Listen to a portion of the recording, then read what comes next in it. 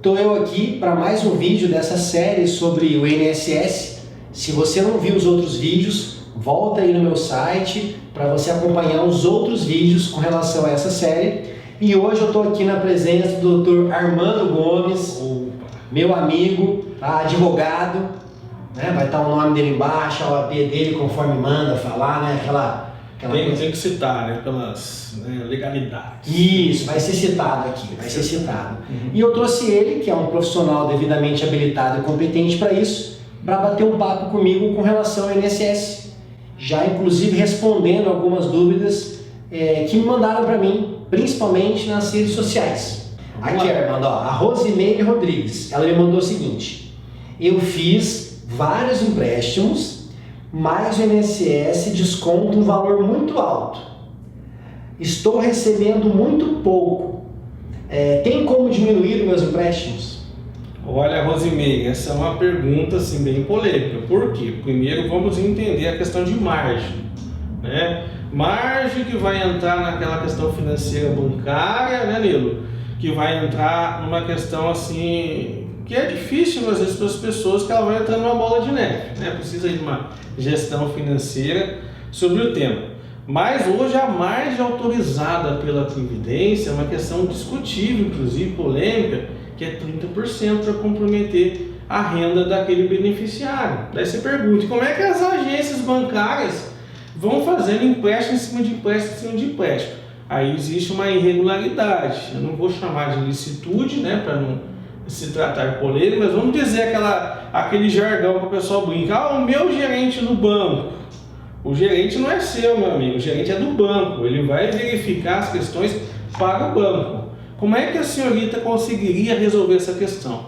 Com uma ação judicial. Resumindo, a pessoa faz um empréstimo onde o INSS, né, para descontar em folha, libera os trios de 30% e o banco, a agência daquele cliente, faz um outro empréstimo pelo banco, aí todo aquele pagamento que cai na conta, o banco vai lá e, logicamente, de forma até correta, né, até então, pega esse dinheiro, que é o que deve ter acontecido com ela, não é isso? Exatamente. Existe uma legalidade para tanto, né? Inclusive essa legalidade, ela vem do Banco Central, né? Que ela vigora as questões dos empréstimos bancários.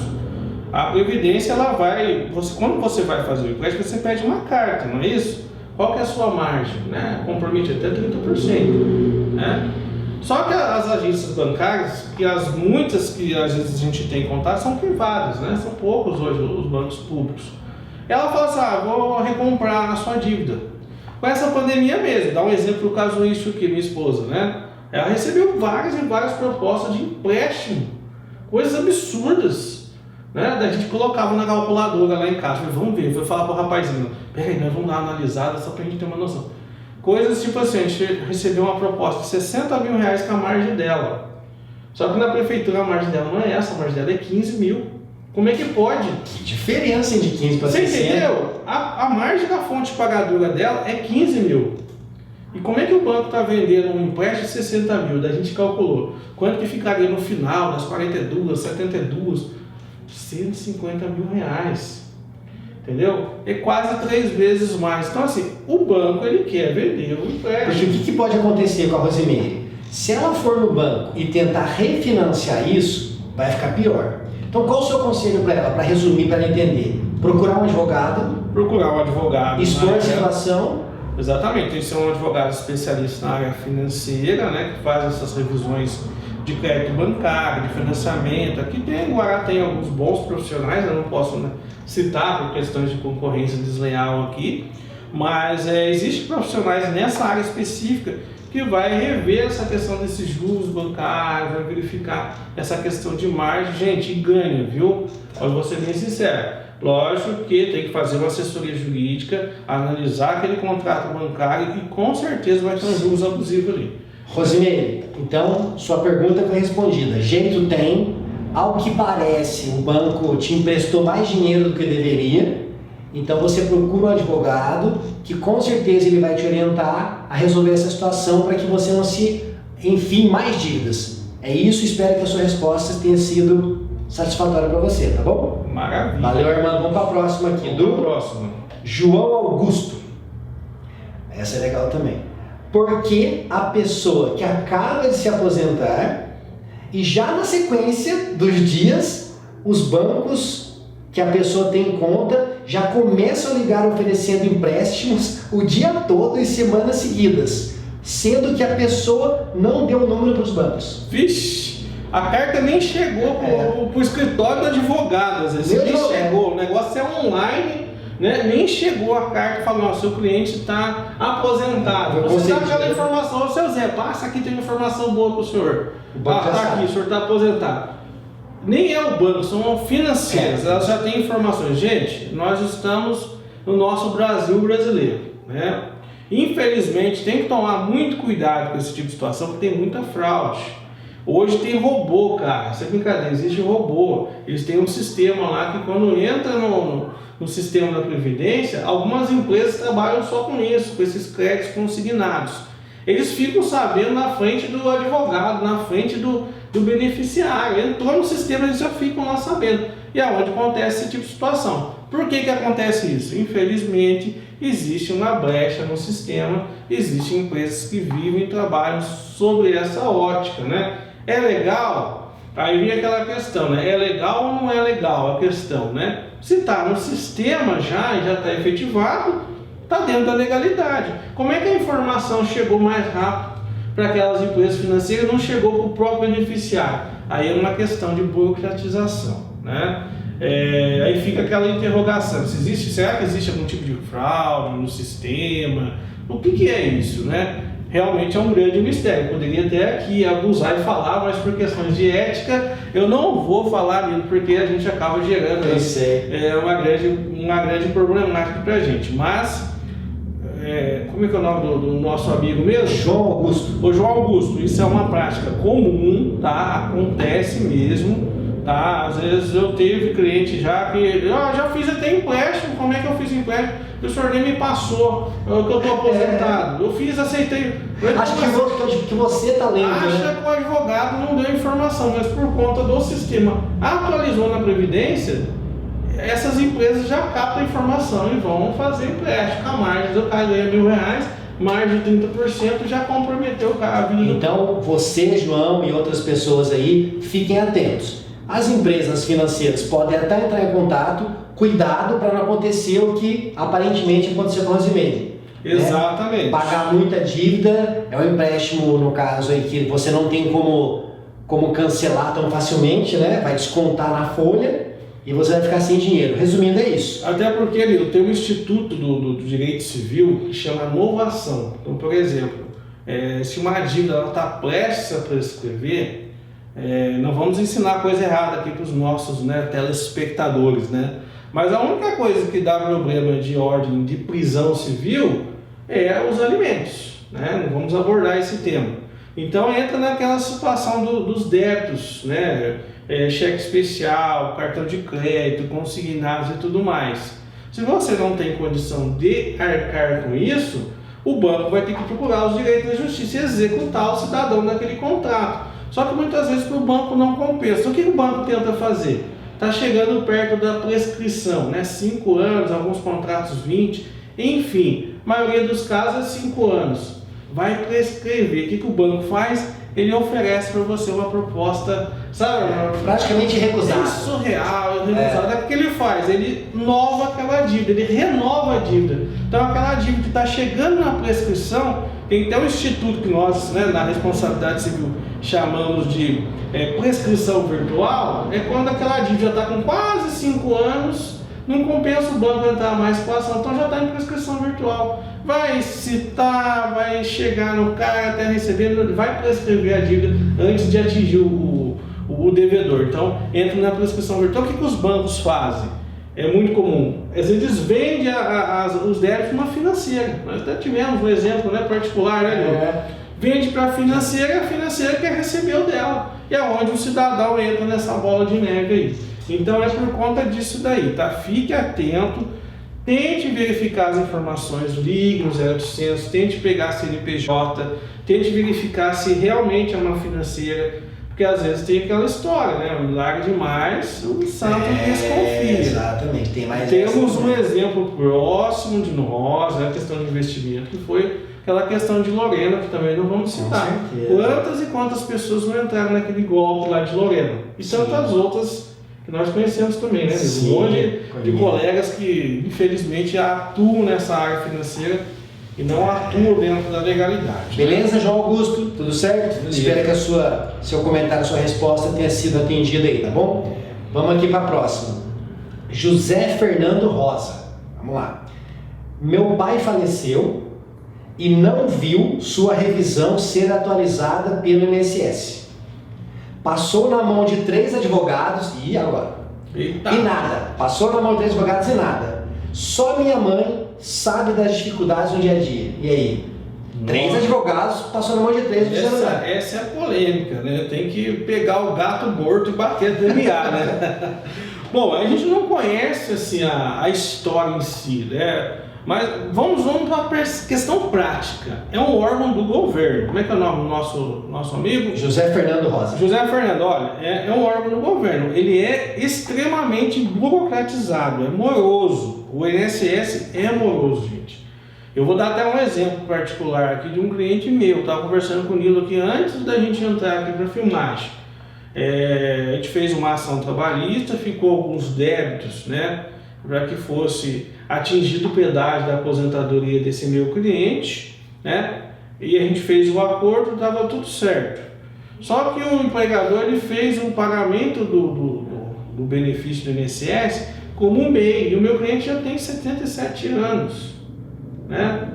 E não tinha pedágio para aposentadoria. Daí você fala assim, nossa, mas poderia ter aposentado na idade já, ele precisava de um pedágio mínimo, não tinha como, né? Entramos com um pedido, né? Levou 6 meses para a Previdência dar um parecer, né?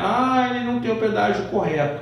Então vamos pedir a conversão para aposentadoria direto para a idade. Estamos esperando desde novembro de 2019 sair a aposentadoria do meu cliente. Daí quando você entra agora tudo online, a gente estava falando disso, eu acompanho online pelo meu INSS, tem a senha, o código, eu entro lá aguardando decisão. Entendeu? Daí você vai discutir com quem? Em análise.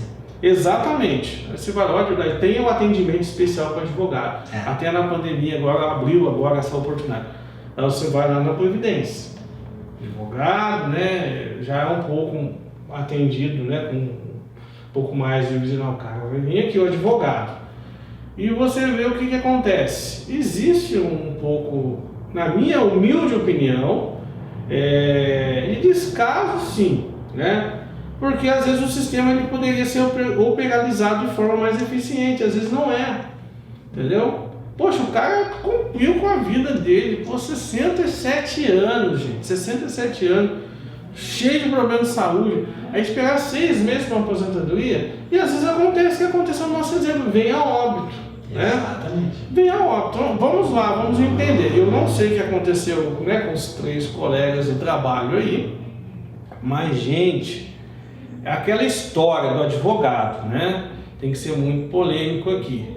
Tente procurar um profissional de confiança, tente pesquisar se ele é da área, se ele é especializado. Tem gente que acha que é advogado, mas tem a especialidade dele. Exatamente. Assim como tudo, né? Então a pessoa, não é porque ele é advogado que ele sabe de tudo. Ele então, assim, tem que analisar. Eu não consigo dar um parecer a respeito do caso, porque eu tinha que estudar o caso dele para me dizer para ele, olha, aconteceu isso assado. Foi um processo de revisão, pelo visto, né? Que não teve não atualizou, não teve sua revisão atualizada. Então, a gente tem que ver não teve uma decisão, mas não dá para ver exatamente o que é. Então, a primeira coisa, tem que verificar se essa revisão foi feita administrativa. Se um período, 5 anos, 10 anos, tem que analisar essa questão para analisar o processo para dar um parecer para ele, né? Eu não vou entrar na questão do mérito para não invadir a questão da ética dos colegas, né? Mas nós não sabemos se foi feito um pedido administrativo ou se já foi feita uma ação judicial, né? Se os colegas já entraram diretamente no Juizado Especial Federal com uma ação judicial contra a Previdência, né? E daí aquele negócio, é união, gente, o prazo é em quádruplo, né? Então demora muito mais do que uma ação comum. Agora, por que saiu um colega, por que saiu o outro colega, né? Não dá para saber, né? A gente não tem. Eu tenho um cliente meu, só que daí é área de família, né? que infelizmente veio a óbito, né? E a gente fica, nossa, ele não finalizou o processo dele, ele vai fazer o quê, né? Então vamos responder. Eu não consigo dizer o que aconteceu. A questão de revisão tem que ser um profissional especializado. Não é qualquer situação que se pode ter uma revisão. Eu não sei se é uma revisão do tempo comum, uma aposentadoria especial para contagem de prazo. Eu não sei se ele continuou trabalhando, contribuindo, né, e está pedindo uma revisão para incorporar essas contribuições na chamada reaposentação. Eu não sei dizer, né? Então fica difícil assim, responder com efetividade, né, ao nosso amigo o que realmente aconteceu. Mas olha, eu reitero aqui, a situação de previdência ou qualquer outro processo, né, no nosso país, você tem que ter paciência, porque não é algo rápido. Por mais que hoje a gente tenha vários e vários órgãos e iniciativas, aqui mesmo na nossa OAB, tem um projeto, né, da nossa presidência aqui, que é o projeto OAB Concilia, né? Só que não entra a questão trabalhista, não entra a questão federal, né? São projetos de conciliação extrajudiciais que são muito rápidos. Sim. Temos o Sejusc também, que são processos muito rápidos. Inclusive no Juizado Especial Federal nós temos os centros de conciliação.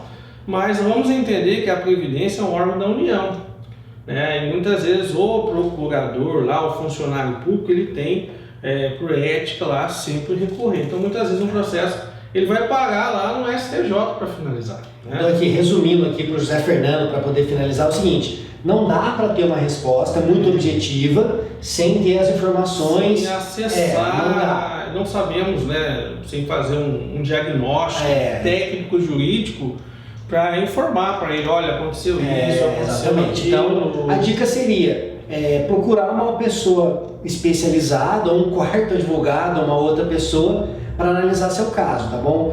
Então, tanto aqui, ó, quer dar um... Só para comentar, inclusive se existe o direito mesmo, o pai dele ter entrado em óbito, né? Eu não sei se esse processo está em andamento, pode a família assumir, os herdeiros assumir esse débito em favor do, a gente chama de cujos, né? Entraria o espólio, né, no caso.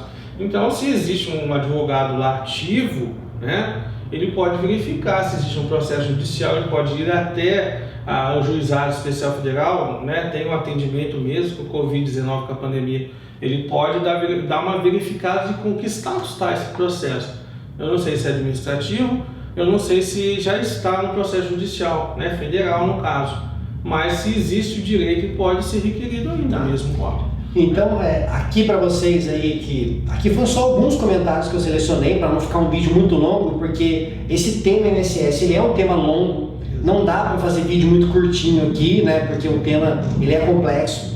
Espero que vocês aí estejam satisfeitos com as respostas, né? Ainda que um pouco superficiais, não tinha como avaliar. E eu peço para vocês, continuem entrando em contato comigo, seja pelas redes sociais ou como vocês quiserem, para que eu traga aqui profissionais como o Dr. Armando para responder, tá? Então a gente vai voltar aqui em outras ocasiões com outros temas, de preferência respondendo aqueles comentários, as perguntas que vocês me mandam. Armando, alguma coisa para fechar? Eu só reitero, né, aos beneficiários, aos familiares que estão sempre tentando auxiliar, né, a família em si.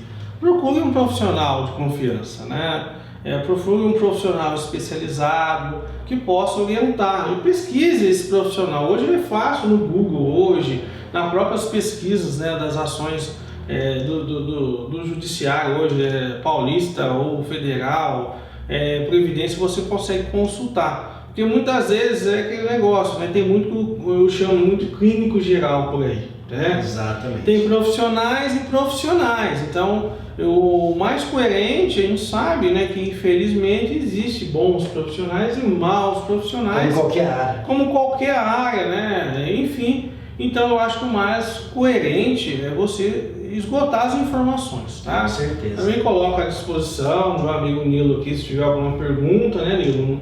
Lá no offline, lá, né? Sempre, a gente está aqui para ajudar, para partilhar para vocês, tirar as informações que forem possíveis, né? E se for uma questão de demanda, né, Daí teria que contratar o profissional competente de confiança que vai dar a assessoria que vocês precisam aí sobre o tema. Armando, muito obrigado pela presença, pelos esclarecimentos. Repetindo aqui que é só um pedacinho desse universo enorme que é o INSS. Tá? Então farei mais vídeos e aguardo vocês e você nos próximos vídeos, respondendo principalmente as suas dúvidas. Armando, brigadão. Eu que agradeço. Tchau, tchau. Até a próxima. Fique com Deus.